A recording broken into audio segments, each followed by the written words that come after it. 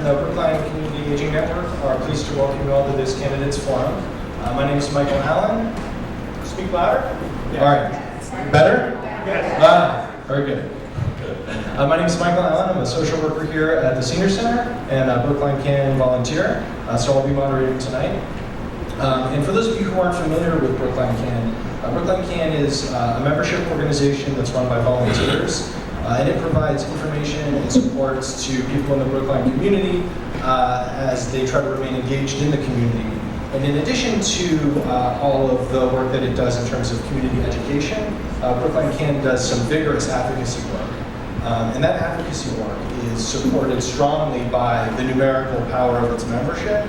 And so we want to really encourage you to think about joining Brookline Can, because just by joining, you're going to be increasing the power of that advocacy to make Brookline a livable community. So if that's something that interests you, there is Brookline Can literature in the back and a number of Brookline Can members and volunteers here. I'm sure we'd be happy to talk with you after the forum a little bit more about joining. We want to thank Big for being here and filming, and the Tab as well for being here to cover the event. Of course, as well to Tommy and Rebecca for being here to speak with us and share some of their time and their thoughts. It's a good opportunity to hear some of the ways that they're thinking about the policy that matters. So as all of you know, Tommy and Rebecca are running to be the Democratic nominee for state representative in the Brookline seat in the House of Representatives. Whoever wins this primary is very likely to win the general election. Theirs will be the only name on the ballot. The seat that they're running for has been held since 2001 by Representative Frank Smizek, who is stepping down after his distinguished career of 18 years. And he's here somewhere, so maybe we can give him a round of applause.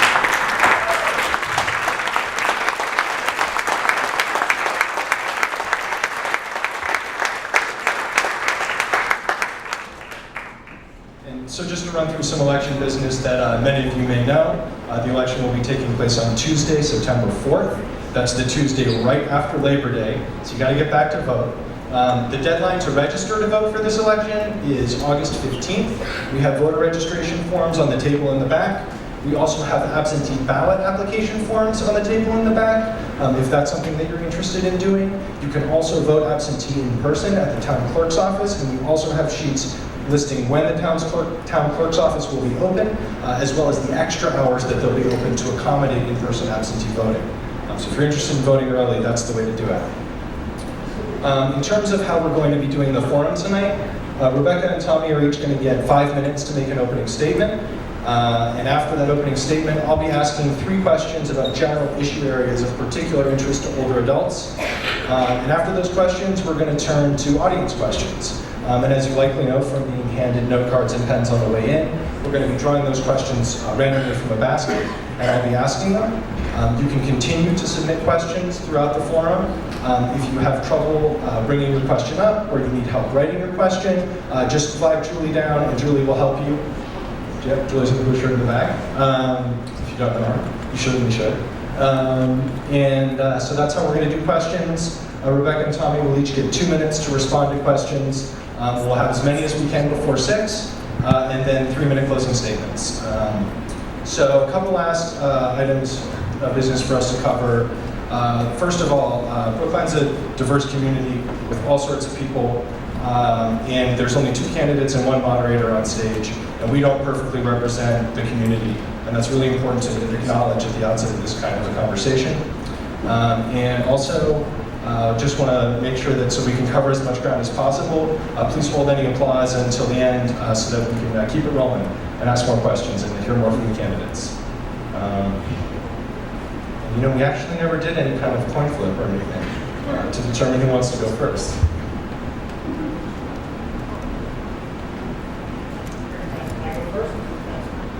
All right, let's take it away. Can we hear me okay? Stand up. I'll stand.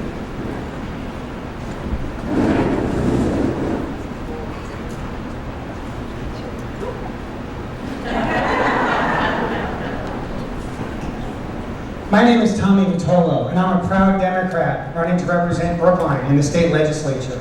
I want to begin by thanking BCAN, the Council on Aging, Ruth Ann Gobet, Frank Caro, Betsy Pollock, and every single person who helped make this senior center a reality. It's crowded, but it's thriving.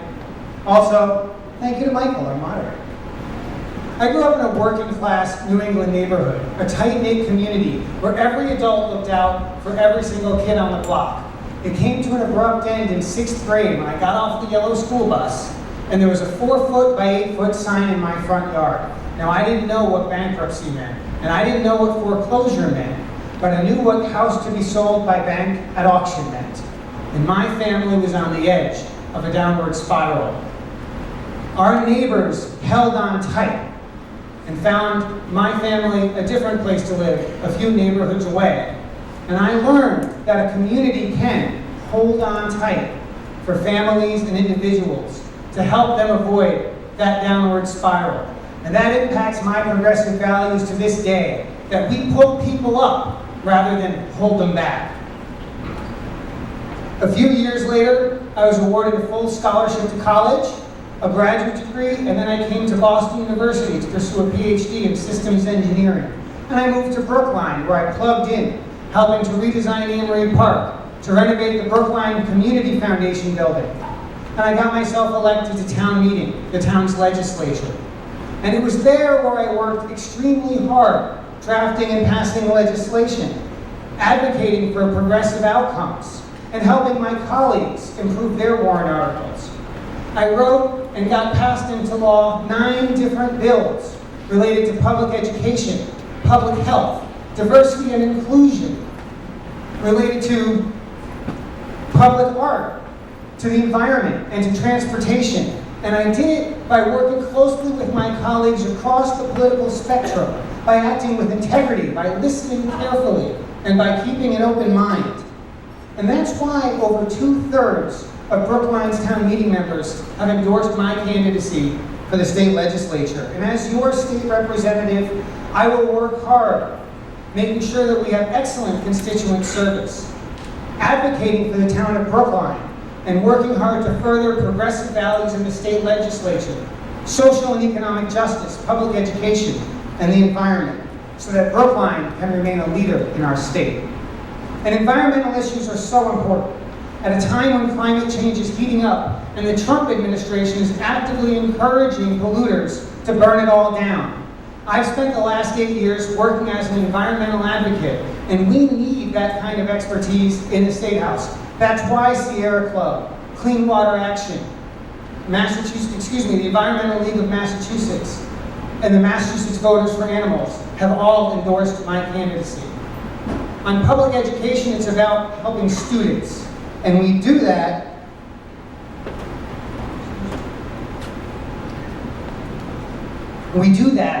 by listening to teachers and to parents, not to high-priced consultants, high-stakes tests,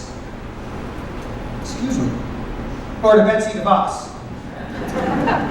And I'll be working hard for pre-K, K-12, and for UMass and state colleges every day alongside the Massachusetts Teachers Association and the National Association for Social Workers, both of whom have endorsed my candidacy. I'm running short on time. I thought I had 5. I feel like I only got 3. But I want to talk for a little bit about social and economic justice, which must include seniors. We need to be mindful of seniors on a fixed income. We need to be mindful that transportation has to work for everyone, regardless of their limitations. We need to make sure we've got adequate senior housing. And we need to make sure that that seniors have access to health care. My name is Tommy Vitolo. I'm running for the state legislature, and I hope to have your support. Let's take the applause for the end so we can keep it rolling and set the norm now. Hi everybody, I'm Rebecca Stone. I want to thank Brookline CAN and the Council on Aging. Thank you, Michael, can everybody hear me, by the way? Right. Thanks for being here this afternoon. This is an incredible turnout given the heat of today. So a question I've heard from a lot of folks as I go around town in this campaign is, what's the difference between the two of you? It's true, we are both progressive Democrats. We probably will vote the same way on major issues. So how do you choose? I hope after hearing us today that you will choose deep and broad policy knowledge and legislative experience, dedication to pursuing equity and social justice, and a record to making major advances for Brookline and for our schools. I hope I will earn your vote. Excuse me. Let me start by telling you a bit about myself and why I'm running for state representative. I was raised in New York City. My dad was a theater director. My mom was a math teacher for 30 years and then became a crusader for access to technology and computers. Both my parents were passionate about their work, and both of them were passionate about social justice. Through their example, they taught me that the most important thing that we can do in life is to stand up for others, to notice who is being left out of the conversation, to make a difference. I've tried all my adult life to live up to their example. After graduating from Harvard, I went to work for Ralph Nader in Washington, D.C., fighting for consumer and environmental safety and for campaign finance reform to make Congress accountable to voters. After that, I was a congressional staffer for 4 years, working for 2 different members of Congress on foreign policy and human rights. We introduced legislation to prevent religious discrimination by American firms working in Northern Ireland. We supported Kim Dae-jung's fight for democracy in South Korea. And I documented violations of human rights in the US-backed Contra War in Nicaragua. As a graduate student in public policy at Princeton, I worked with the Ford Foundation in Lima, Peru to support health initiatives for mothers and children in Lima's barrios. I understood then what we hear more frequently today, that women's rights are human rights. And I came home from that experience with a refocused career. For the past 30 years, I've worked with nonprofit organizations advocating for women, for reproductive rights, and for vulnerable children and families and communities they live in. I have worked in advocacy, direct service, research, and philanthropy, trying to figure out how our local, state, and national systems of support for families can work better for those who need them the most. When my family moved to Brookline 19 years ago, I decided to act locally on those issues. I ran for town meeting, where I've served for 16 years, and after a disastrous renovation experience at the Lawrence School when my kids were there, I ran for and served on the school committee for 12 years. I am incredibly proud of my record on school committee. We made educational equity a core value. We responded to 40% enrollment growth with renovations and expansions at Runkle, at Heath, at Lawrence, and the Coolidge Corner School, which most of you know as Devo. We added time to the school day. We instituted world language starting in kindergarten, and we raised Brookline's average teacher salary from 20th in the state to 5th. I hope you will listen carefully to the answers we give to the questions, and I hope I can earn your vote.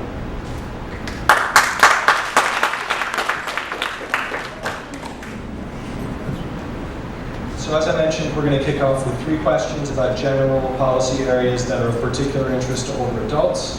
And after that, we're going to jump into the audience questions. If you'd like to write more questions, the basket is in the back. And you can put your questions in there, and it'll come forward after these next 3 questions. I'll draw them randomly, and I'll ask them in the order that they're drawn. So, first, accessible and affordable housing is not readily available to many older adults in the Commonwealth. If elected, how would you work to expand access to affordable housing for older adults?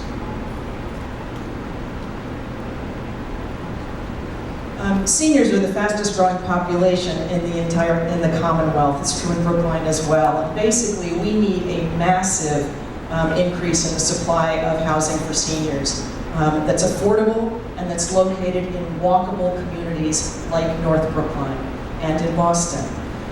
The good news is, in May this year, a $1.8 billion bond bill was signed into law that was for affordable housing. It includes money for rehab of existing facilities that I know is going to be beneficial to Brookline, and it has money for adapting housing to accommodate seniors.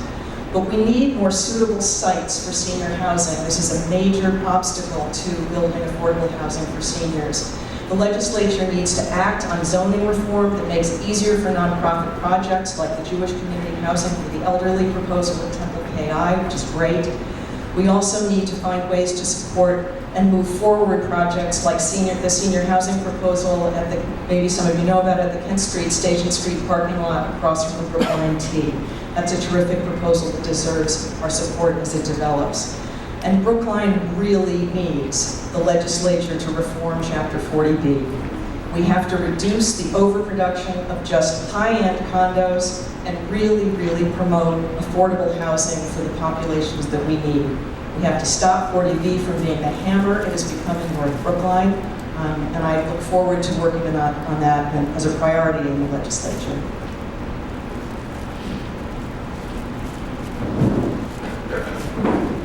Expanding accessible and affordable housing for seniors requires strong partnerships with the state, regional planning agencies like the MAPC, cities and towns, and in fact local organizations like senior centers and councils on aging.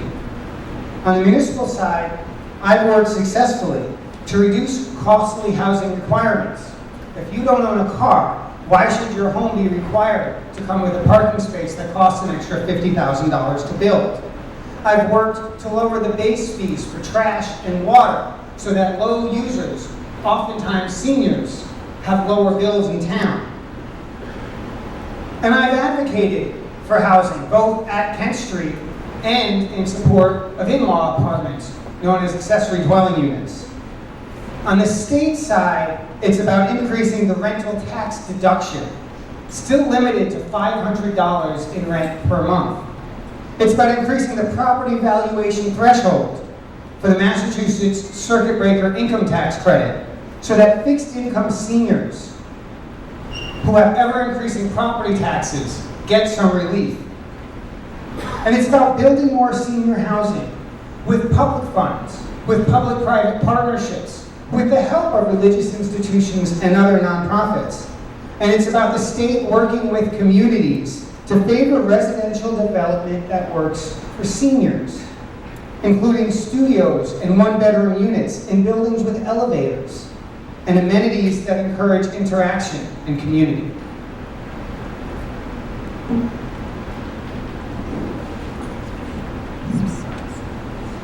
Thank you.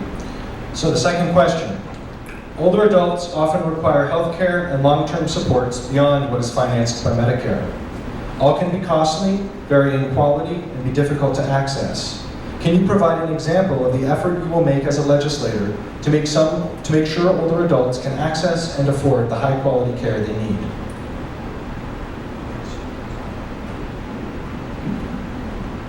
You know, thousands of seniors struggle to afford their health care. Many cut back on other necessities to cover prescriptions, co-pays, and premiums. Medicare provides a foundation, but for many people over 65, the coverage gaps prove burdensome. Massachusetts has been recognized as a leader on health care, but we've left seniors behind. Seniors spend 3 times as much of their income on healthcare costs than do younger people, and it goes up with age, and it tends to be more expensive for women than for men, despite women having lower average incomes. And Congress has created opportunities for the states to streamline the enrollment process and to expand coverage. 11 states have joined in, but Massachusetts has not. It's time now to bridge the gap for seniors. Here's what I will do to reduce these age-based inequities.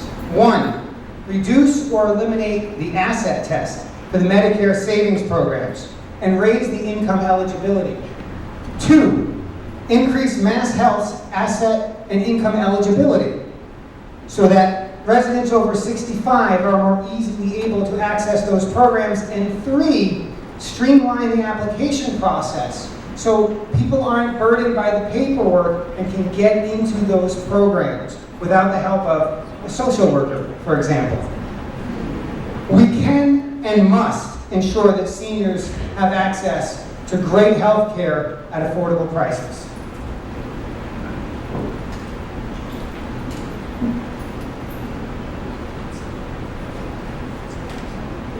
And we've got some seats up front. There's some folks in the back. I've got 3 in the front row alone.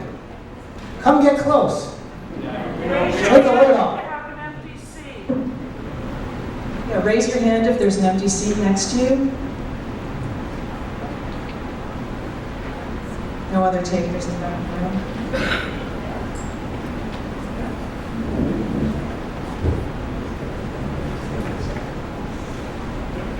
I know, you tried, right? Is it better to stand? So the cost of healthcare is probably our biggest economic problem. Even though Massachusetts is a high-spending state on Medicaid, we spend a huge amount, we are still not meeting the needs for healthcare. We are underfunding, for example, mental health care needs, which are huge and expanding. And we're underfunding community-based and long-term support services. I'm going to put my efforts into making single payer a reality. This is the only way we can actually have the kind of clout we need to bring down the costs of healthcare. It is not just about paying for it, it is fundamentally about bringing down those costs. Regarding long-term care for seniors, this is a really personal issue for me. My dad passed away a year ago after a really hard year of decline. And I arranged and coordinated care for him in New York City, where the same issues about how to find good care, how to pay for it, are the same as they are here. They're the same for anybody trying to find that care. We were incredibly lucky to be able to honor my dad's desire to stay at home and receive care there, but frankly, what we had for him was not financially sustainable if he had lived longer than he did. So as a legislator, I want to do everything I can to help older adults stay independent as long as they possibly can, and find ways for their families to help them do that, and especially to keep them out of nursing homes where nobody wants to go. I'm going to work for affordable quality options for care at home, and affordable, coordinated, and supported living options. We can't separate the issues of healthcare and housing. They are inextricably linked. Third question. Getting around can be challenging for older adults. If elected, what steps would you take to help older adults get to and from their chosen destinations affordably, reliably, safely, and swiftly? And we're back. So I spoke at 1550 Beacon Street last week and spoke with some seniors about two big issues in this regard. One was that the T is incredibly difficult for anyone with balance issues, both trolleys and buses. And the ride is unbelievably slow and unreliable, and it's part of an overburdened MBTA system. I am sympathetic to anyone with balance issues. About 10 years ago, I had a benign brain tumor on my balance nerve, and it was removed. And after the surgery to remove it, I had to relearn balance, even the basics of walking. I learned that even a shadow can throw you off if you have those issues. So it made me really sensitive to the issues for pedestrians especially, who are even slightly unsteady. And this issue of the T being hard to stand on is more than just something we can take care of by fixing some of by doing some of the upgrades. To modernize the T, to improve the ride, really to improve anything that's on the MBTA, we have to look at the burden of debt that is sitting there. The T is paying off $7 billion in debt from projects like the Big Dig. That's why maintenance has been so bad. And the governor hasn't been willing to move that away or put it somewhere else, but it has to happen or we are not going to be able to make progress on that issue. And finally, as one of many people who have supported the senior center vans, I'm a big fan of Brookline being able to operate that sort of subsidized transportation service for seniors, but it's not nearly enough to replace public transportation. But we ought to do more. We ought to do more with state funding to make sure that we can subsidize and expand those sorts of efforts so that they are really complementary to the public education that we have, especially in small towns like Brookline, where public transportation doesn't take us everywhere.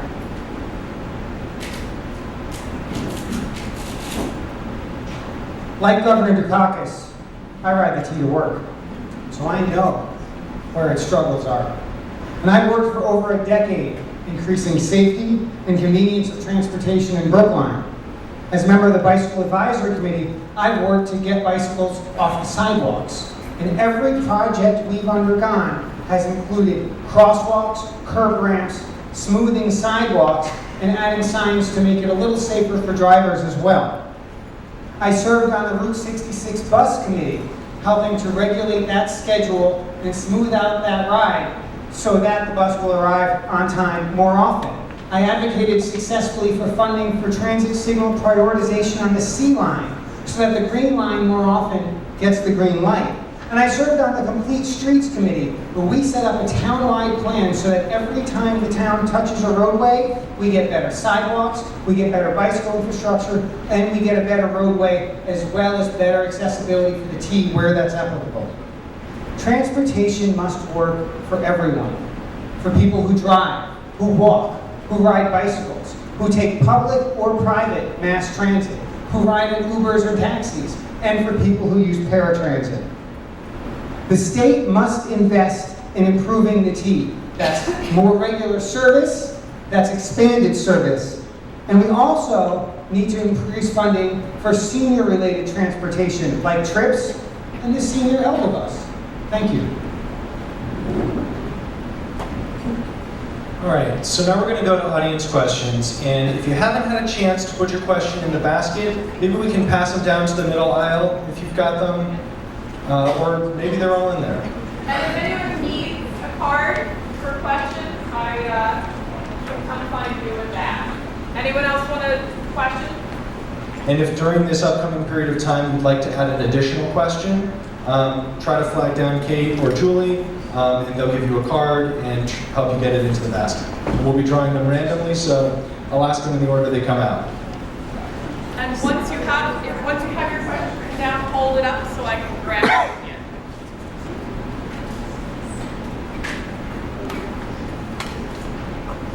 All right. First question. What do you think are the most important activities citizens in our district should engage in to keep our one-time democracy from eroding further? Yeah, so Tom, you started. I think you get out there and you exercise your First Amendment rights every chance you get. I think you read the newspaper and you write to the newspaper. You listen to your elected officials and you make sure they're listening to you. That's at the local level, that's at the state level, and that's at the federal level.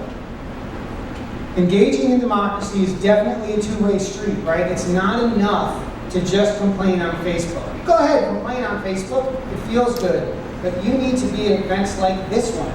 And you need to bring a friend with you. You need to make sure that you show up on September 4th for the Democratic primary and again on November 6th for the general. And we'll see with the May elections for the town elections as well. It's about constantly participating. It's about showing up all the time. And this is preaching to a choir, right? This is a room full of people who already are doing that. Turn it up. We don't have a choice. We have a Trump administration that's absolutely deaf. Fine. Lean on the state. Lean on local officials. Keep giving it to Elizabeth Warren and Ed Markey. They need to hear about it too, and they're going to keep working hard for us. Everybody's got to play a part. I'm glad that Rebecca has joined me in a race for state representative. We need competitive elections. Every election should be competitive. It's too bad we couldn't find a Republican to run in November, right? It's not that bad. It's a little bit. So yeah, capital D democracy. Everybody needs to play a part. I'm happy to play my part. I'm asking all of you to play yours. Be upset, be loud, but give feedback and give direct, specific feedback so that our representatives at the state, local, and federal level hear from you. Thank you.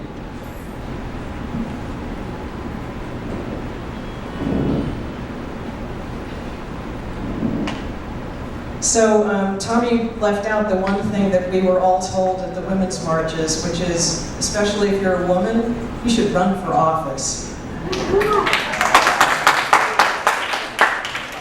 I'm a big fan of the League of Women Voters t-shirt. I used to wear it to work out, which says, "Democracy is not a spectator sport. It's a great conversation starter, and it is the absolute truth." Our democracy is in trouble because of things like Facebook and the ease with which we fall into generalities and platitudes and single issue statements about things. Policy and politics are complicated. One of the things I learned by serving on the school committee is how much of that happens at our state legislatures and how important the state legislature is to our democracy, especially when things are happening today, like families being ripped apart at the borders, and the U.S. Attorney General setting up faith panels, right? We're looking at a Supreme Court that might actually overturn Roe v. Wade.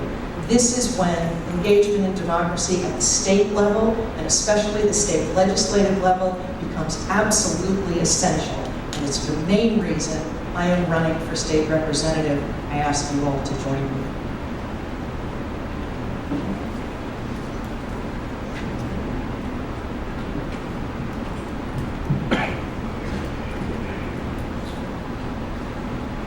Should the state of Massachusetts be doing more to improve the quality and affordability of healthcare?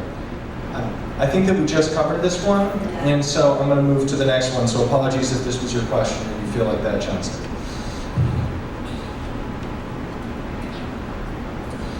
The legislature just passed an energy bill that's getting criticized. What would you most like to fix or do differently? So Rebecca, you first.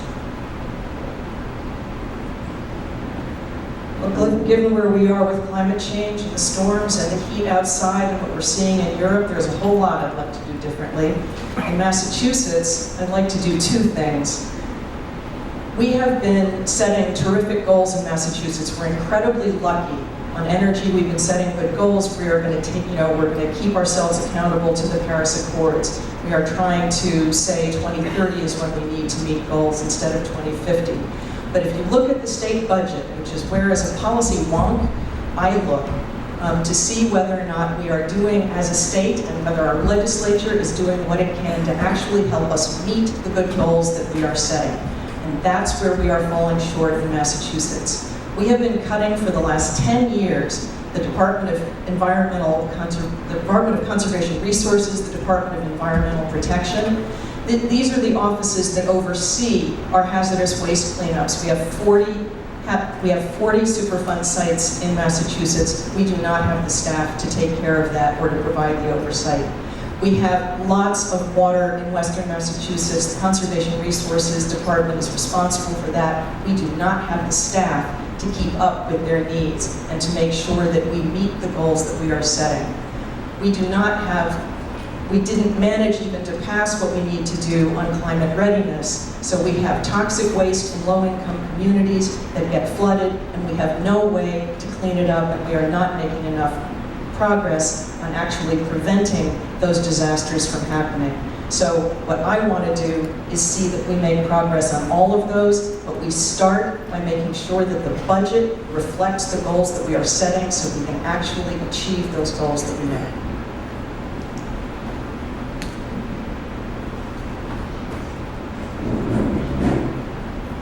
The question was about the energy bill, right? So the Senate passed an energy bill that called for increasing our renewables by 3% a year. It's called the Renewable Portfolio Standard, or RPS.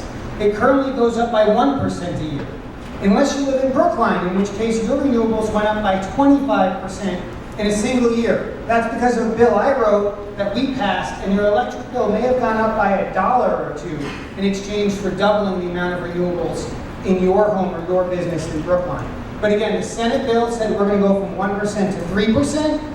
The House only brought it to 2%. And that's a mistake because the Global Warming Solutions Act, our friend Frank Smizik, I think, is in the back and he could tell you more about it. The Global Warming Solutions Act says we need an 80% reduction by 2050. And the Supreme Judicial Court said we have interim targets. 2020, 2030, and 2040 do have legally binding targets. It's unlikely we'll make our 2020 target. The Senate bill would have helped. Not only would it have increased the amount of renewables we get every year by law, it would have also removed the solar cap. Currently, people want to put solar on their homes. We know it's cost effective. We know it reduces pollution. But the utilities have managed to get a rule in that says not too much because it might upset our profits. It's a big problem. The Senate bill fixed it, the House bill didn't. Those are 2 of 7 or 8 or 10 differences between the Senate and the House bill. The Senate bill was much stronger, and I'm confident that if I'm elected, I will be able to spend the next 2 years strengthening the House side and explaining to my colleagues in the House why the Senate got it right, and we've got to follow their lead in the next legislative session. Thank you.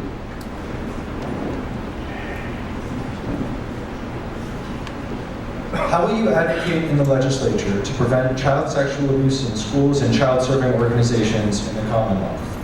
And Tommy, you can go first on this one.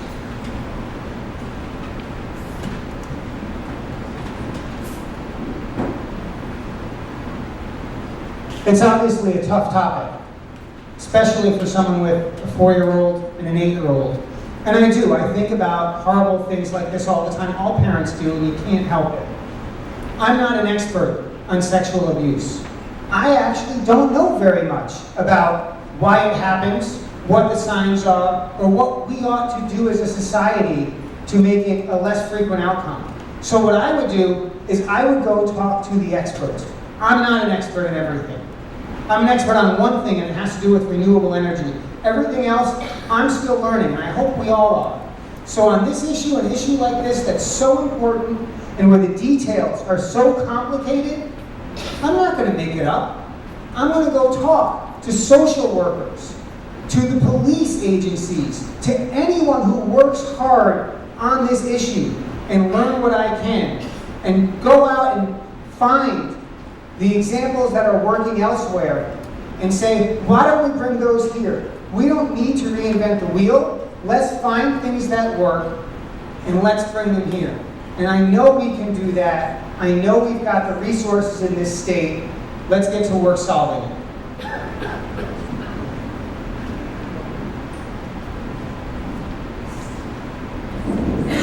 Anybody who's worked in public schools understands that anybody who works with children is what's called a required reporter on child sexual abuse.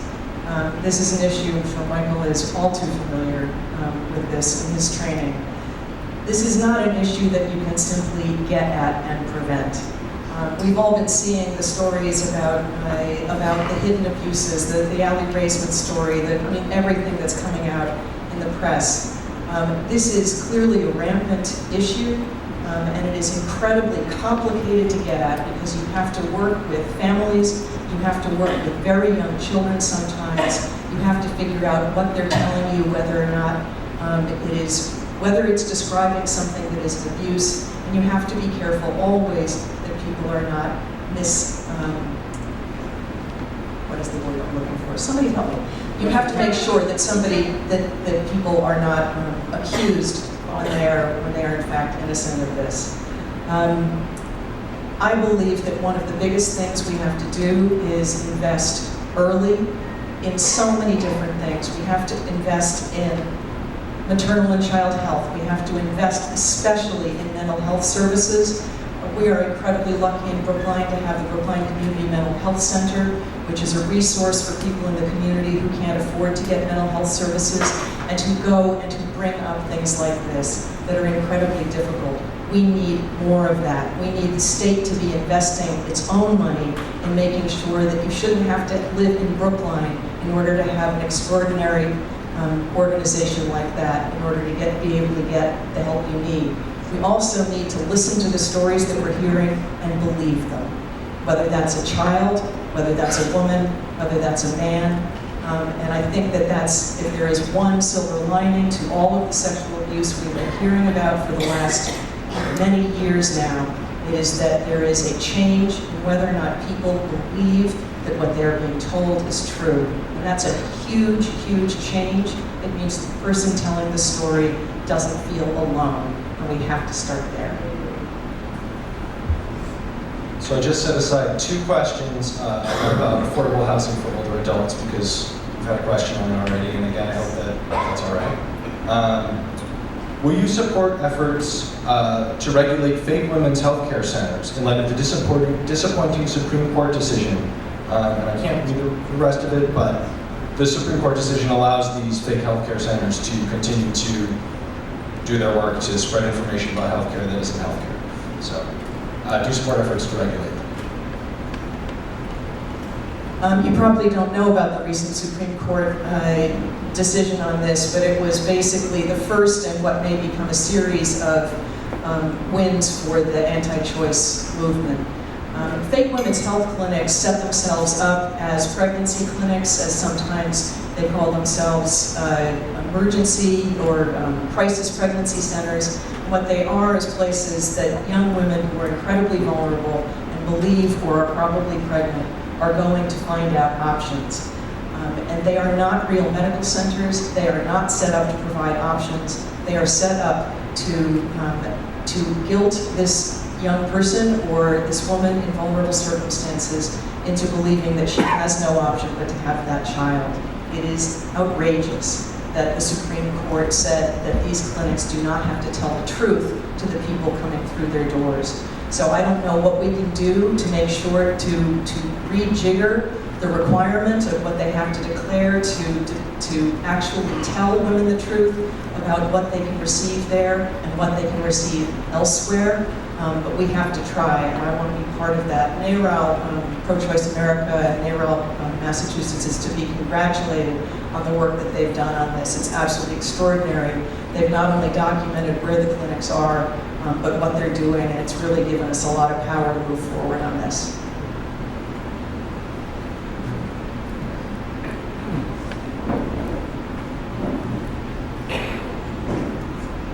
So Rebecca explained what these fake health clinics are. On the outside, to a young woman in crisis, it's an opportunity to understand the options, to figure out what she can do in a time when she may feel like she doesn't have a lot of people to talk to. So she goes inside thinking that these people who are dressed like nurses or doctors will tell them the spectrum of options. And in fact, they don't. They lie. They use ultrasounds and emphasize the heartbeat of a set of cells that couldn't possibly survive outside the womb. They talk about abortion pill reversal, a procedure that has not yet been shown to be safe anywhere, right?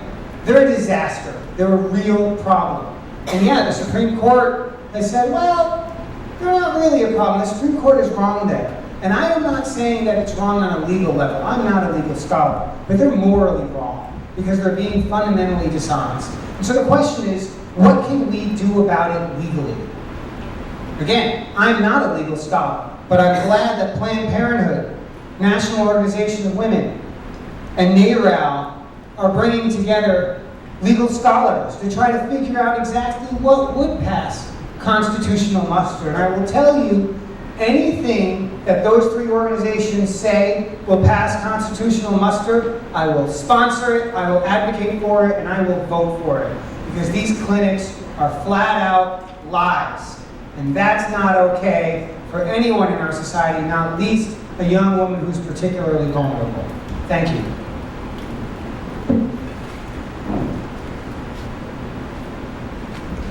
Given that the House is really under the control of the Speaker, quote, how or what do you hope to accomplish? So I think this is a question about how are you going to balance the realities of the legislature and its culture with the demands of your constituency and your own goals? I think it was this week that Bob DeLeo set the record for the longest serving speaker in the Massachusetts House of Representatives, at least continuously serving. And the word on the street is, he'll do it for about another year.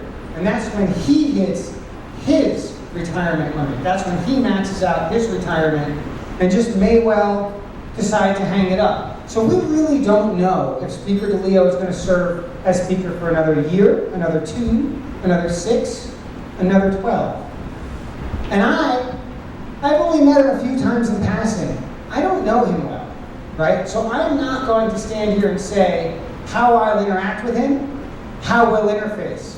What I can say is this: I'm going to the State House to represent Brookline and to represent progressive values. And sometimes that means compromising to get things moving forward, and sometimes that means holding the line. If it comes down to civil rights, I'm holding the line. I'm not willing to be flexible on civil rights and liberties. On other things, on a knob where maybe we get a little more money or a little less money, I think it's important to be flexible there. I don't think that I can do a great job advocating for my community, providing constituent services for my community, if I'm entirely shut out from the process because I went out of my way to fight the speaker on every little thing. I think it's important to maintain that flexibility, but that doesn't mean rolling over. That means standing up when it counts, and that means working with leadership whenever possible to move things along, to find common ground, to find places where we can move forward on things.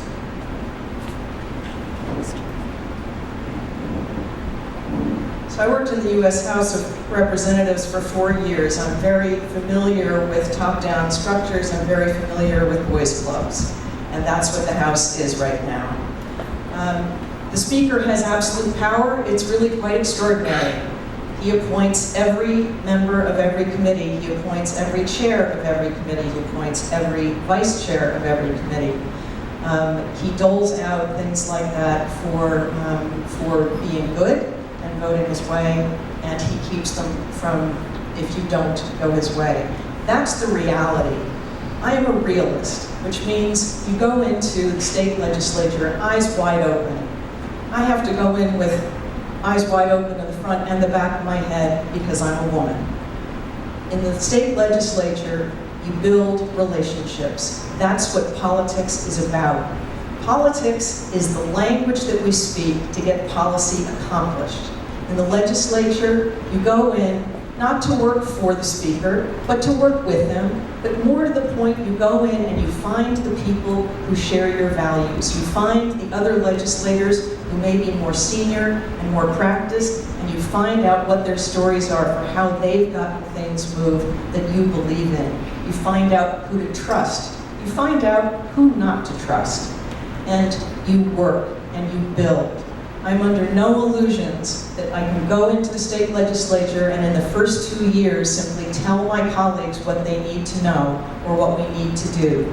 You go in and you start learning, you listen really hard, and you build those relationships so that the coalitions that you have, when it comes time for you to press the thing that is most important to you, that you have the votes around you so that you can go to the speaker and say, this has the votes, whether or not you believe it's the right thing to do. You have to build coalitions. It doesn't happen quickly, but that's the way you get things done.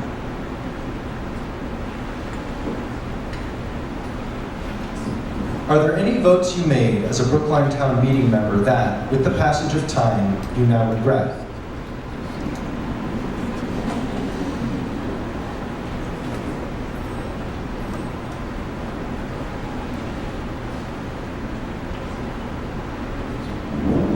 Honestly, after 12 years on the school committee, it is harder for me to remember the specific votes than 16 years on town meeting.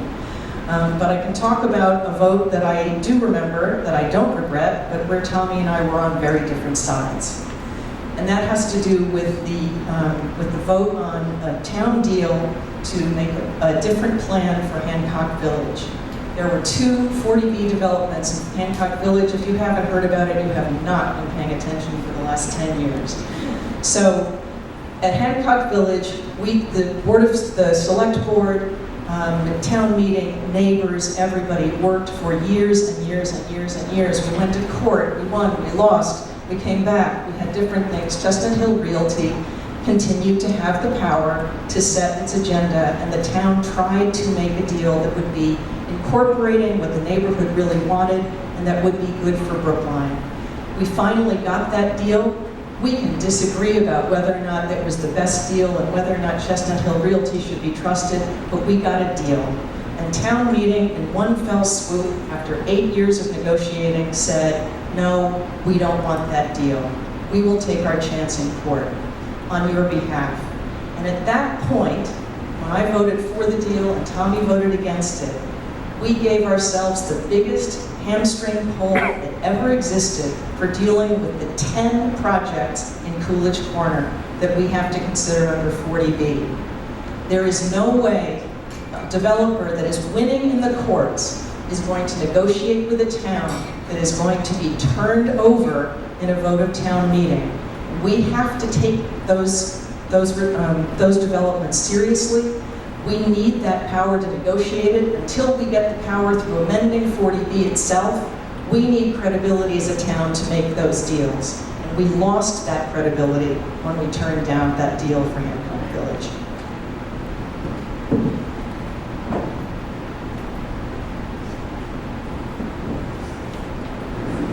My dozen or so years in town meeting are not a blur. It's our legislative process, and as a legislator, I've paid close attention. And I'll talk about the 40B vote first, and then I'll answer the question. On the 40B vote in Hancock Village, my issue was this. It was the same issue listed by Brookline PACS. The deal was a bad deal, and it was a bad deal because it didn't stand up for social and economic justice for two reasons. Number one, the affordable housing they called for was 80% of the median income, not 50%, which is the kind of affordable housing that really helps people who are impoverished. It was snobby affordable housing, if you will. The other problem was that it packed the affordable housing units into the less desirable buildings, rather than spread them around and put those people over there. And that's not a deal I was willing to sign on for, knowing full well that we were going to get affordable housing at that site anyway. I'd rather take my chances with the state, making sure that the affordable housing that was there was fair and appropriate. The town deal, frankly, was not, in my opinion. What's a vote that I regret? Years ago, Rebecca and I took the same vote, and it was a vote regarding standing up for the Pledge of Allegiance every Friday. I was new to town meeting. I didn't appreciate what that vote meant to so many in our town, and I also voted in favor of making sure the kids were getting that Pledge of Allegiance every Friday. In hindsight, I regret taking that vote. I didn't understand the complexities associated with kids and having their ability to get their say in a setting like a school. And so, to answer your question, that is a vote that I regret. I just pulled a set of questions, and they're all about climate change. They're all phrased differently, so I'd like to invite each of you to speak for a couple more minutes about what you do to address climate change.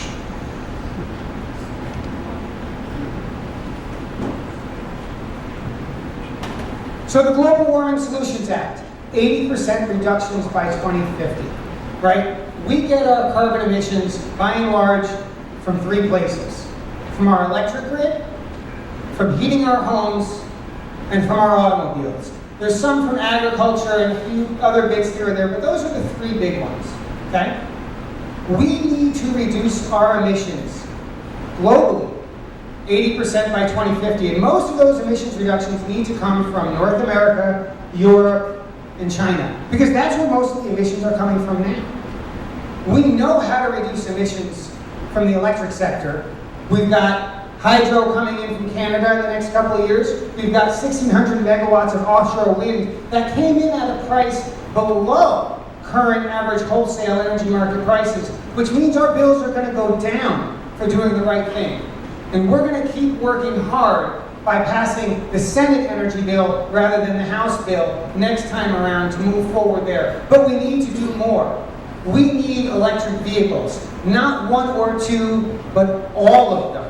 We don't need them all tomorrow, right? We've got a few decades, but we cannot burn petroleum for transportation anymore for personal automobiles. We've got to switch to electric. We need to change the infrastructure. We can do it over time, but we've got to keep our eye on the ball. We need to stop burning oil and natural gas in our homes to heat them.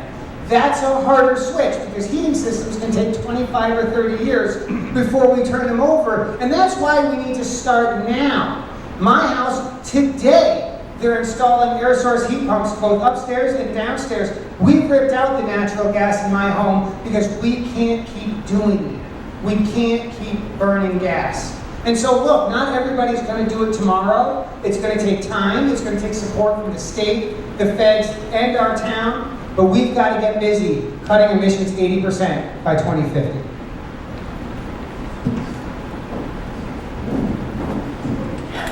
Like I said in my opening, Tommy and I are both progressive Democrats, and we're probably going to vote the same on most issues. I would like to simply say I agree with everything he just said. He spared me a lot of energy. I do want to say that Tommy may have been paying close attention in town meeting on a lot of things, but he was clearly not paying attention on the Pledge of Allegiance because he just cited a warrant article that we never voted on. There was never a vote on saying the Pledge of Allegiance every Friday in the public schools. I know because I wrote the policy for Pledge of Allegiance in the public schools, and I'm happy to discuss it with anybody, but it basically emphasized no one being compelled, teacher, student, or staff, ever to have to lead or say the Pledge of Allegiance in our public schools. And so, if he would switch his vote on that, really sorry to hear it.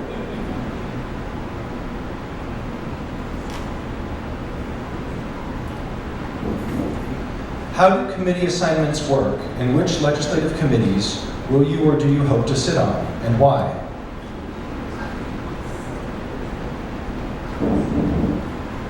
I hope to sit on the committees that will give me the most power to make change on the issues that I really care about. With my background on public education and the changes I would like to make, especially given that the House was irresponsible in not passing the funding bills that we were trying to get through on the foundation budget, I would like to serve on the Joint Committee on Education. I bring a tremendous amount of energy and information and experience into what our public schools need. They desperately need people on that panel, in the House especially, where people tend not to know a lot, don't come from school committees necessarily. We need people there who have had the experience of having unfunded mandates come down in the middle of every month. This is one of the things that happens on school committee. You get unfunded mandates, they come down, they say, you're going to implement this new thing, we are not going to pay you for it, we are not going to tell you how to implement it, we are not going to tell you how to find time in your day.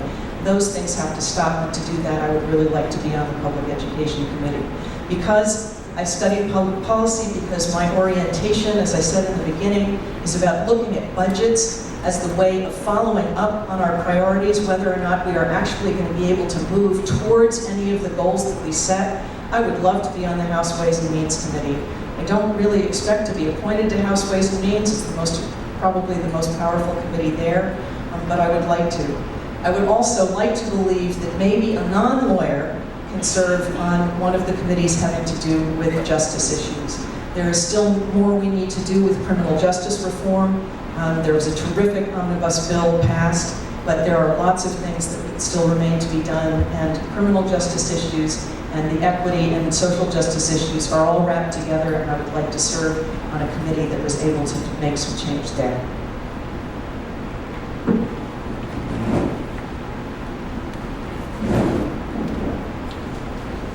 As you might expect, seniority plays a tremendous role in committee assignments, as, of course, does the speaker.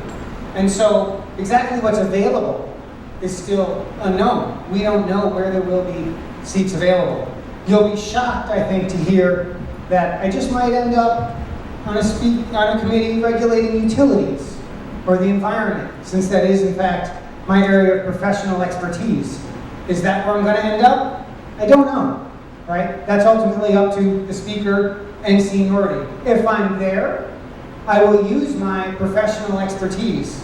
Today, I travel around the country testifying before public utility committees and commissions, explaining to them why we should force the retirement of a coal-fired power plant or not build gas infrastructure and instead build wind, solar, or energy efficiency to save ratepayer money and to deal with environmental justice communities, and to deal with climate change. And I've been effective. I expect I'll be able to do that with my colleagues in the legislature. After all, a public utility commission is a bunch of politically connected attorneys, and that's most of our legislative, politically connected attorneys. So maybe utilities or environment, but maybe not. Maybe I'll end up on a different committee where I can advocate for social and economic justice, or for public education, right? It's hard to know where we'll end up, but I know what I'll do when I get there. I'll listen carefully to my colleagues, to constituents, and to folks who testify, and I'll try to find ways to move us forward. We spend a lot of time thinking and talking, and our legislature doesn't spend enough time doing it. We had a very busy July. But what were we doing the 18 months before that? Not enough. And that comes from hard work at the committee level, Whatever committee I'm on, I'm going to work hard to push us forward and to move our progressive values into law and not just into good ideas. We'll just pause to thank Roberta again for being our timekeeper. She's doing a great job. You can't see her holding up the signs, but she's doing it. Given the demise of healthcare legislation at the end of the last session, what can you do to clear the logjam of special interests and legislators that are preventing us from driving down healthcare costs?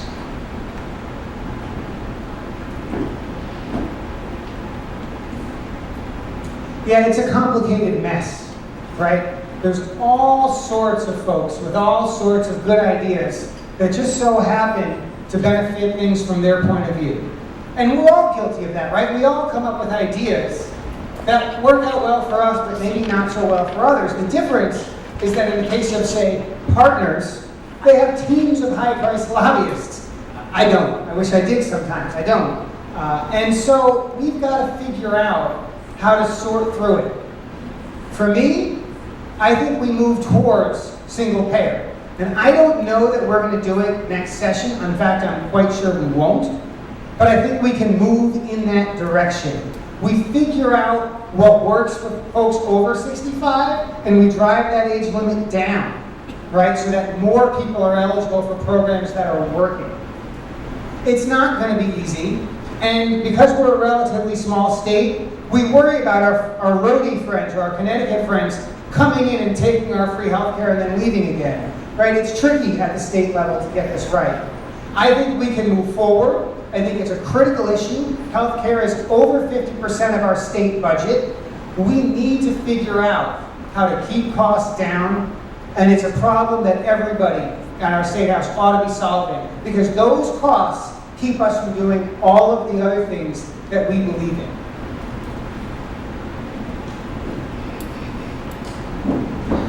Yeah, I wish we all had the answer to this. It seems to be the question of the day. There is no answer to how we drive it down. That's why I talked earlier about moving towards single payer.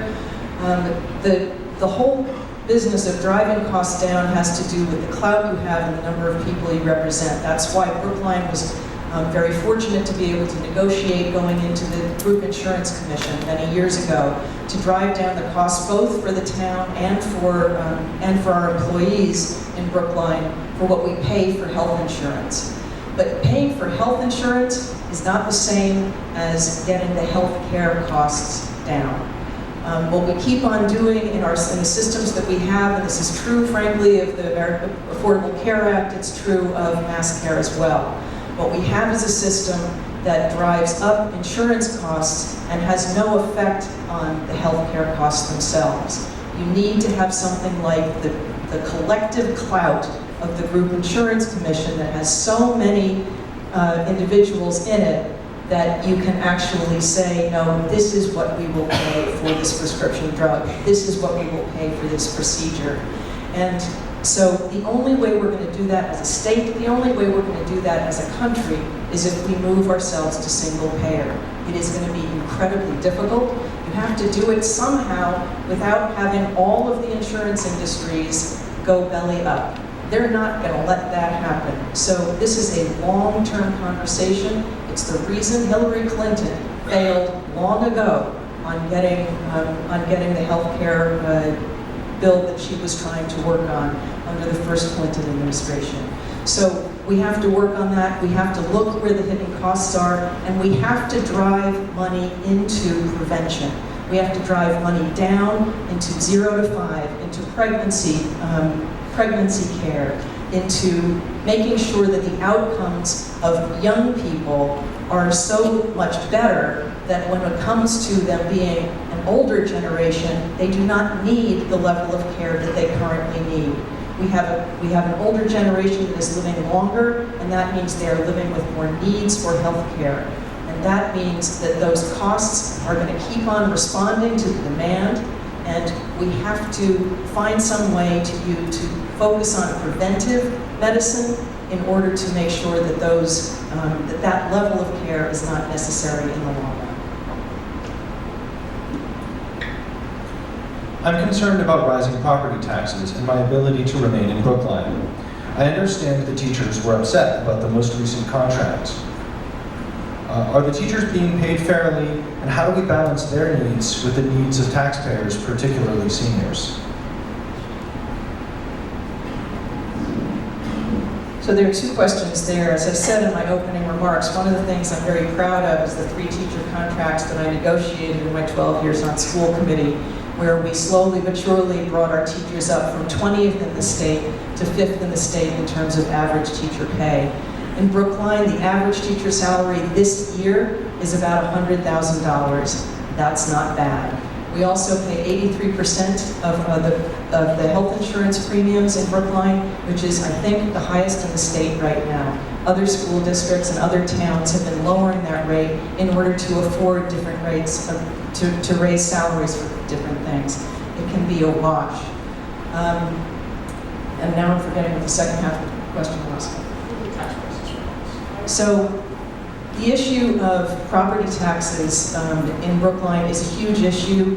Again, this goes back to affordable housing. Affordable housing is not just low-income housing. Affordable housing is fundamentally about people in the middle brackets. And whether or not seniors who want to downsize can actually afford to buy the condo that would be their downsized destination, which may at this point be more expensive than what they get for the home that they've been in for umpteen number of years.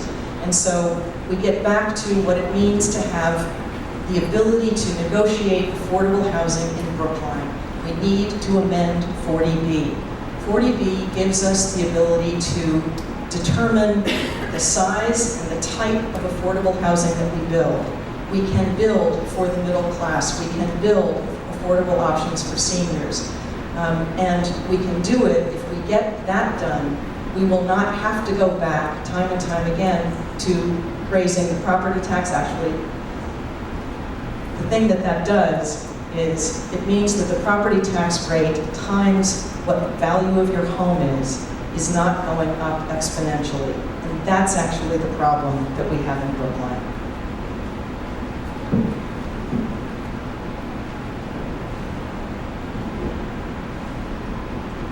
Raise your hand if in 2017 you made $1 million or more in income.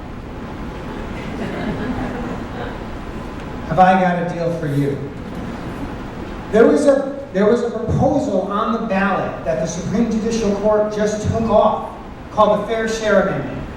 And the Fair Share Amendment said if you make $1 million a year in income, $1 million, then on every dollar over $1 million, you've got to pay more income tax. It's a graduated income tax, a progressive income tax, just like we have at the federal level, but it's currently not allowed by our state constitution. And had that passed, we would have had all kinds of extra revenue at the state level for transportation and for education. And here's why that matters to property tax. The state is spending less every year on education than it was 15 years ago, adjusted for inflation. And that means cities and towns are getting less money from the states and have to pick up the slack locally. And where does that come from? That comes from property tax. And in a community like Brookline that doesn't have considerable commercial real estate, that comes from residential property tax. So the way we solve that is we have a constitutional convention in January, and we amend our state constitution to pass the Fair Share Amendment so that people who make $1 million a year or more in income can pay a little more, and that provides the revenue we need for education and for transportation, and it provides all kinds of relief for cities and towns who are currently over-relying on residential property tax to make up the difference.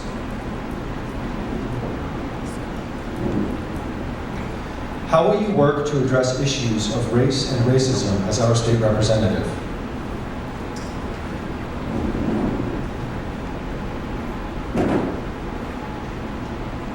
This is a tough one, and it's critically important. We've seen the rise of an incredibly important movement in Black Lives Matter.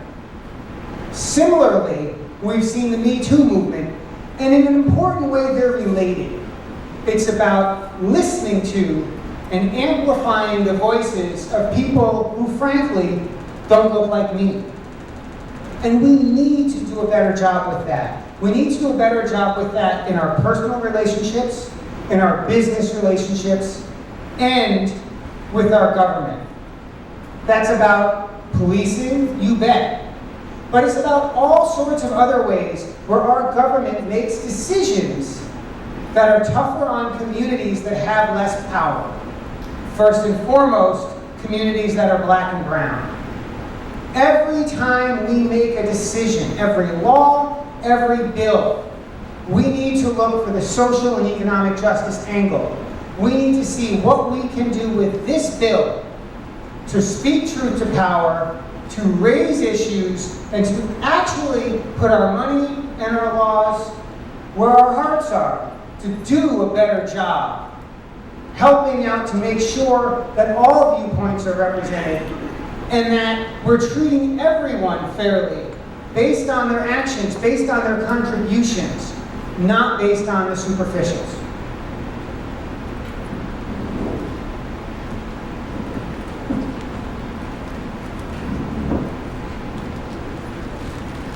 If you look around this room, you will see the issue that many people of color in Brookline are talking about. We talk about ourselves as a diverse community, and we are in many, many ways. But we are also a very white community. And when it comes time to talk about race, we have the problems that every community in this country has. It is difficult. It is hard. It is hard to acknowledge privilege, and it is hard to express what it is you experience when you don't have that privilege. So we've been doing some work. I think we've made some strides, and we have a long way to go. There are issues of structural racism in Brookline, just as there are in every town, in every city in this country, and around the world. Structural racism is stuff that gets at the small things. It is not necessarily the big things. It is not about people being racist. It is about the small actions every day that we do based on the assumptions we make, and those assumptions of behavior are based on our skin color. We have to keep listening to the stories that are told. We have to believe the stories that are told. And we have to say to ourselves, there is a structural shift that needs to happen, and it is going to happen slowly and over time if we continue to listen respectfully to those stories and say, even if you don't think exactly what you're hearing is what happened, you have to look for the nugget of truth, because there will be a nugget of truth in there. So, when somebody says to you that you are exercising your white privilege, stop and say, am I? Maybe you are. I did a report when I was a researcher in Chicago, and I can't tell you about it, but I'd be happy to at another time.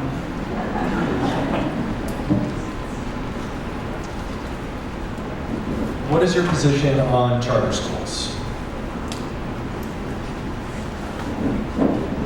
You know, I lived in Chicago for 10 years, and I was there working at a research center called the Chapin Hall Center for Children, when Arnie Duncan was getting his start in Chicago public schools. And I was one of the few people on I didn't do public education as my issue area, I did community building. And I was one of the people on staff who was listening to this idea of charter schools and saying, you know, this just doesn't sound right. This sounds like you're basically putting private schools in communities and using public funds. And at the time, there were a lot of people who were saying, oh, well, you know, it's experimental. Oh, well, we'll learn a lot from it. It's like, no, actually, if you're going to do that, it's called a pilot program, and you get foundations to pay for it. You do not get regular public schools to pay for it. So my biggest problem with charter schools is not that they're trying to address equity. We have a huge problem with equity in public education. In Brookline, as part of the school committee, we elevated educational equity to a core value for a reason. It means something in Brookline. But charter schools are not necessarily about equity. Basically, what we're doing right now is creating two parallel systems, both of them publicly financed. One of them essentially let go to be private schools that choose their populations, that choose their budgets, and that are not locally accountable. That's just not the way you get to real reform in the public schools. We need to invest in our public schools, we need to invest in our teachers, we need to invest in the kind of autonomy in the classroom that charter schools are given, and frankly that failing school districts are given, which is kind of crazy. Why do we only give autonomy in the classroom to schools that are failing? Why don't we give it to everybody? So charter schools are not the answer. If there are things to be learned from the experiments in charter schools, let's make them pilot projects, let's teach our teachers accordingly, but let's put the funding back into regular public schools.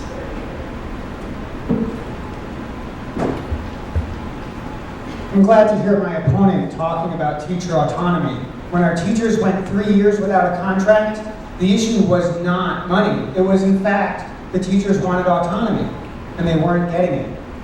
When it comes to charter schools, look, charter schools came about because our public schools, in particular areas, were not getting the job done, and the people who had the ability to work on it focused elsewhere. And we let entire communities down, and that's why you see poor communities, particularly in urban areas, advocating for charter schools, because they want schools that work for their kids. But the right answer is not charter schools. Charter schools take money away from the public schools that serve everybody. Charter schools have never come through on their end of the bargain to innovate on education. They innovate on helping figure out how to get the kids who are less likely to get high test scores to leave the school, either through discipline issues or through admission issues. Now look, there are some great charter schools that are doing a great job, that are doing it the right way. And I don't mean to broad brush every charter school. But there's all kinds of evidence that there are charter schools that are doing it the wrong way. And we need to figure out what we're going to do with charter schools. The ones that are doing fine, I'm not saying we should get rid of them, but the ones that aren't, we need to figure this out. So for me, I was clear, no on question 2. I do not support an expansion of charter schools. I think we need to figure out how to identify the ones that aren't working well and transition back to public school. And we need to invest in all of our public schools, not just the ones in the suburbs. We've got to invest in all of our public schools because every kid deserves the opportunity to get to college, to contribute to society based on a solid education. If we're not doing that, I don't blame folks for supporting charters. Let's do it with the public schools instead. Okay, we're going to have 2 more questions, and then we'll have closing statements.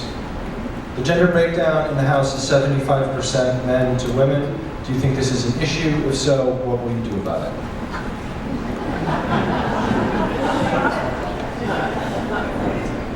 I'll tell you what I won't do about it. Yeah, of course it's an issue, right? It's true that our constitutional officers are balanced. It's true that our U.S. senators are gender balanced as well. But we're not doing well enough in the legislative rooms, in corporate boardrooms, across the country. And we need to keep doing better. My wife is a construction engineer. She builds skyscrapers for a living. You can imagine the stories I hear about the construction workers. You'd be surprised to learn that they're not the worst of it. It's far worse when she's at corporate headquarters with the suits.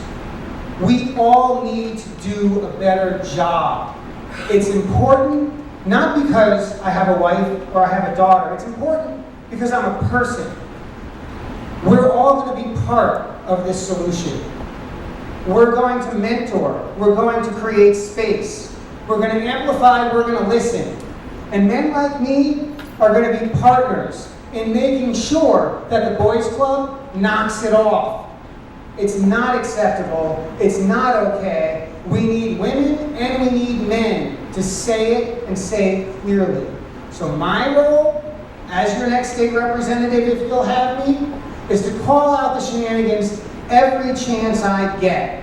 because there's no place for it in a modern society, and we're going to get the best for everyone if we're inviting everyone to be a part of it.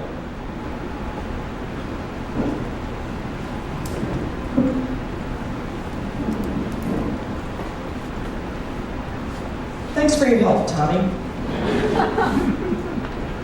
This is an issue that Massachusetts should really not be okay with. We look around Massachusetts and we pride ourselves on being progressive. We pride ourselves on being leaders.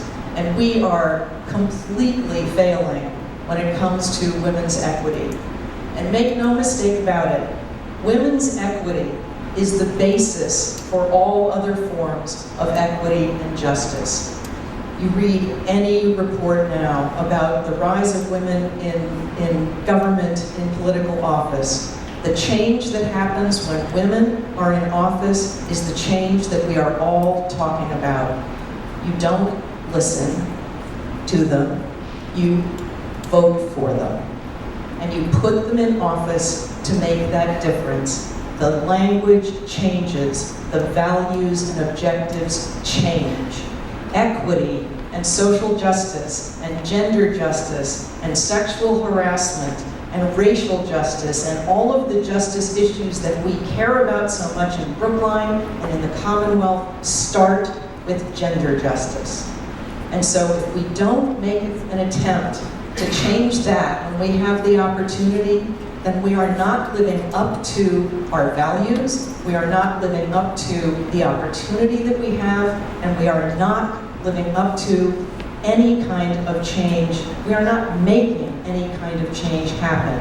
We have an opportunity to do that. If you know people where there are women running for office, especially for the state legislature, I met a lot of them when I did the Emerge Massachusetts training earlier this year. There are some wonderful, wonderful women stepping up, leaning in, running for office. They deserve your vote. I hope I will earn your vote.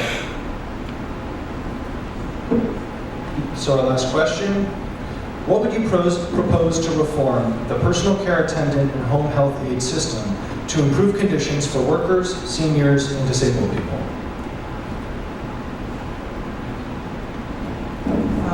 The system itself is not one I'm very familiar with, but I am very familiar with having to negotiate home health care for my father.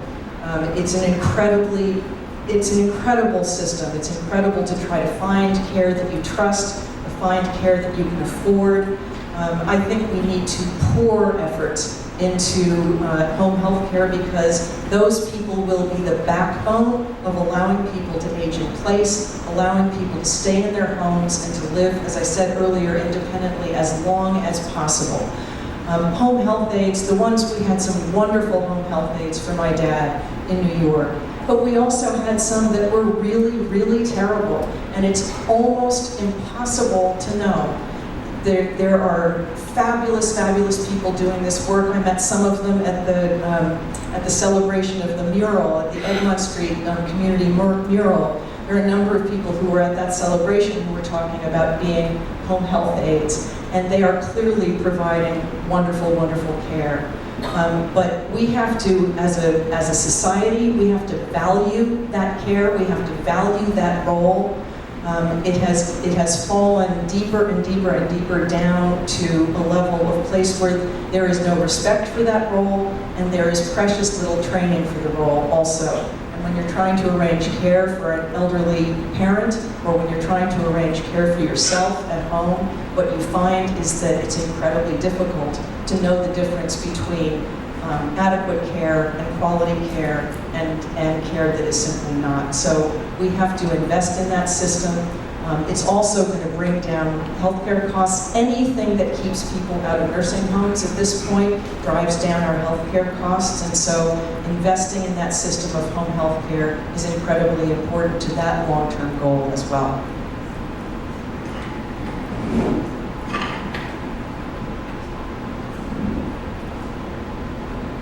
I'm going to recycle an answer I used earlier. I hope you'll indulge me. It's a remarkably complicated issue, and I don't know very much about it. My parents are aging in place. They're in their young 70s. My father's decline is fairly steady. My mom is doing great, amazingly, considering she still smokes almost 2 packs a day. Love you, Mom. So look, right, these are folks who are caring for our loved ones, unsupervised, for hours and hours at a time. And there's some spectrum of passion and compassion in the job and capability for the job. And there are folks all over both of those spectrums. And it's really hard to know if folks are getting the care and the compassion that they deserve, because they're being cared for often in isolation. So what do we do about this? I think we go and we listen to the folks who know about the issue. So I'm going to listen to 1199 SEIU, right? This is a union who does healthcare. They know about the conditions. And I'm going to ask them what they think. They've endorsed my candidacy. I'm sure they'll return my phone call. Similarly, I'm going to talk to social workers, right? Social workers interact with the very people who need this care often and may have a different perspective. So I'll go talk to folks at the National Association of Social Workers. They've also endorsed me. I'm sure they'll return my call as well. And I'm going to go out and listen to folks at places like senior centers and anywhere else where I can find folks who have experienced very different, complex experiences in this issue to learn as much as I can. And only then could I possibly have some idea what to do to address the problem. So that's going to do it for our questions. So for closing statements, Rebecca, you will go first. Thank you. You led off, right? Oh, I'm sorry. I had wrong. So Tom, my mistake.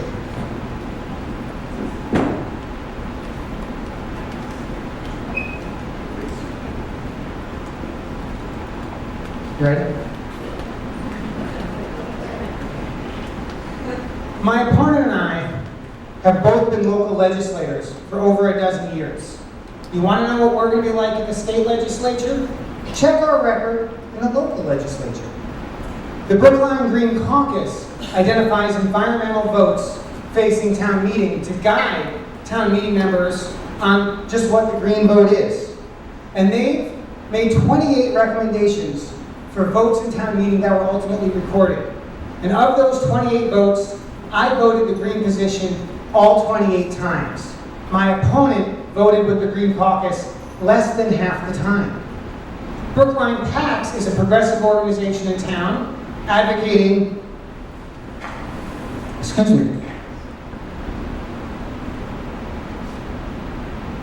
advocating for peace, justice, and liberal policies since 1962. They cited my record in town meeting as well as my progressive achievements when they endorsed me. So too did Representative Frank Smizek, stating that I'm the candidate poised to continue his legacy in the State House. And it wasn't just them. Progressive Democrats of Massachusetts and Progressive Mass endorsed me after looking at the record. So too did labor unions, the Massachusetts AFL-CIO, SEIU.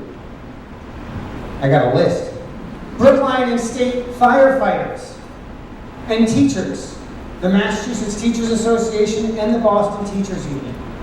Representative Smizek isn't the only elected official who cared about my record and decided to back me. So too did his predecessor, Ronnie Sidney, as did Steve Grossman, former state treasurer. I'm the only candidate who has drafted warrant articles that have become law.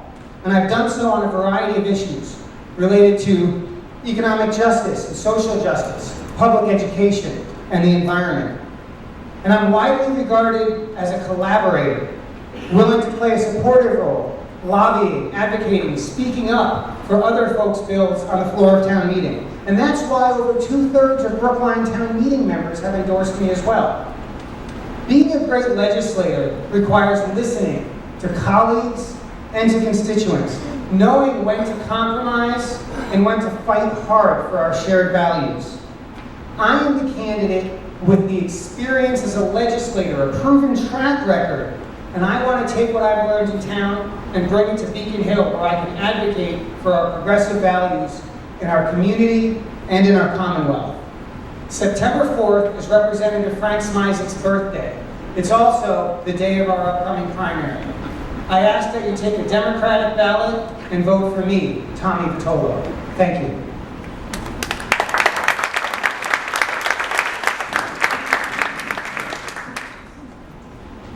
You know, a lot of us in this room are worried about what's happening in the country. I certainly am. We're worried about old and new divisions. We're worried about the future of American democracy. It's incredible to stand here before you and even utter that phrase. In the midst of that, choosing between two progressive Democrats for an open seat in a Democratic state legislature may not seem that important. But this is an important choice for Brookline. It's the first time in 18 years that Brookline has had a choice of Democratic candidate for state representative. It's also the first time in 18 years that Brookline has had an opportunity to send a qualified woman to Beacon Hill. Although the Massachusetts state legislature is solidly Democratic, that does not make it progressive and that does not make it equitable. It is 75% male. No offense to the wonderful men in my life, in this room and in public service, but that is outrageous and it is wrong. The fact is, we will not make progress on other issues of equity and equal rights when there is no gender equity in our state representative body. We don't need just more progressives in the House, we need more progressive women. This needs to change, and with your vote, you can make that change. I hope I've been clear tonight. I am not asking you to vote for me because I have ovaries. I am asking for your vote because I have the experience and I have a broader perspective on what it means to represent Brookline in the state legislature. It is not town meeting. It is a legislature. Because I will be a champion for children and families and for all those who have too few champions at the end of the legislative day. They certainly had too few champions at the end of this last legislative session. There was no action on crucial funding for reforms for public schools, for English language learners, for low-income children, for special education, and more. There was no action on protecting immigrant families and children and from the excesses and the brutality of ICE. There was no action on tax relief for seniors. There was no action on protecting low-income communities from the ravages of climate change and climate-driven storms and flooding. There was no action on the Healthy Youth Act, which is a bill for comprehensive sex education in the schools that Planned Parenthood has been trying to get through for 10 years. The families of the Commonwealth of Brookline deserve better.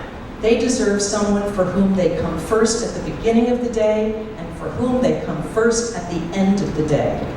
Getting the job done for them, for you, is my passion and my priority. I will work tirelessly for that, and I ask for your vote on September 4th.